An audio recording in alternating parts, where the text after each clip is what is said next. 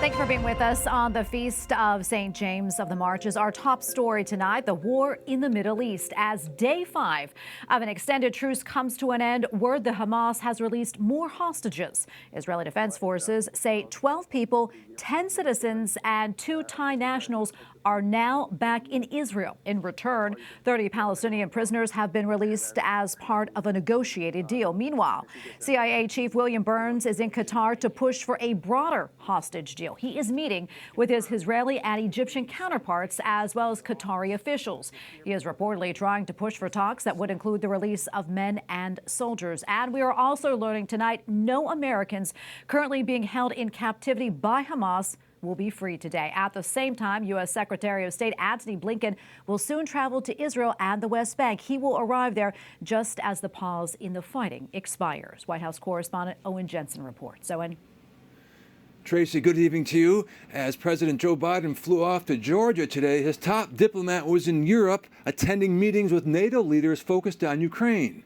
And while there, Secretary of State Antony Blinken addressed the hostage situation as well.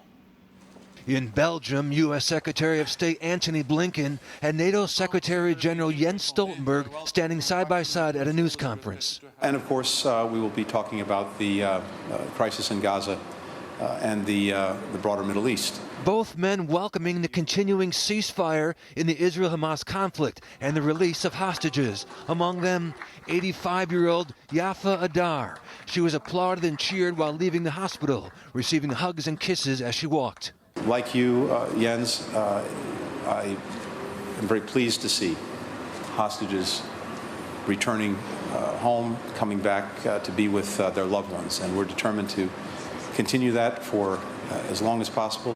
The Secretary will return to the Middle East in a few days as the U.S. hopes to find a way to extend the ceasefire in Gaza and get more hostages released. Meanwhile, President Joe Biden did not stop to answer questions about the Middle East when he left the White House this morning. First Lady Jill Biden joined him on a trip to Georgia to attend the tribute service for former First Lady Rosalynn Carter. Imagine all the people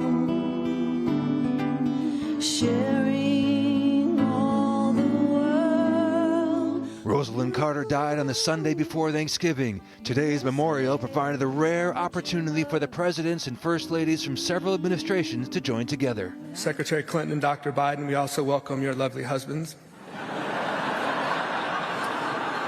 Former President Jimmy Carter also made the trip despite his condition in hospice. He's 99 years old. Now back to the war in the Middle East. Among the hostages released today, 9 women and a 17-year-old. Also tonight, the White House is putting greater pressure on Israel to try to avoid large-scale civilian casualties as it battles Hamas in the Gaza Strip. At the White House, Owen Jensen, EWTN News Nightly.